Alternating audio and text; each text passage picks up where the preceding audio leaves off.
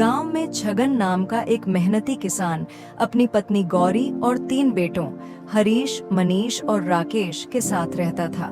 छगन और गौरी दिन रात खेतों में काम करते, लेकिन उनके बेटे काम से हमेशा जी चुराते। गौरी बेटों को रोज समझाती, बेटा मेहनत ही जीवन की असली पूंजी है, पर वे टालमटोल करते हुए कहते, अभी तो वक्त है, बाद में कर लेंगे। छगन को चिंता सताने लगी। एक दिन उसने पत्नी से कहा, गौरी कुछ करना होगा, इन्हें यूं ही नहीं छोड़ सकते। गौरी बोली, कोई उपाय सोचो जो इन्हें खुद मेहनत करने पर मजबूर कर दे।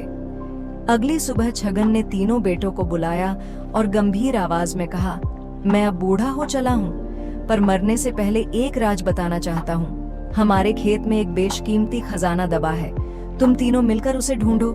तीनों बेटे चौंक गए। अब तो वे जल्दी से फावड़े कुदालें लेकर खेत खोदने लग गए। कई दिन मेहनत की, सारा खेत उलट पलट कर डाला, पर खजाना कहीं नहीं मिला। तभी गौरी बोली, अब जब खेत तैयार हो ही गया है तो बीज बो डालो। मजबूरी में बेटों ने बीज बो दिए।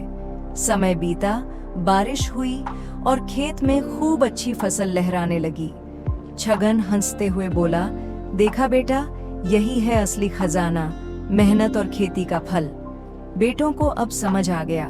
वे शर्मिंदा हुए और वादा किया कि आगे से मेहनत करेंगे। अब पूरा परिवार मिलकर खेतों में काम करता और सुख शांति से रहता।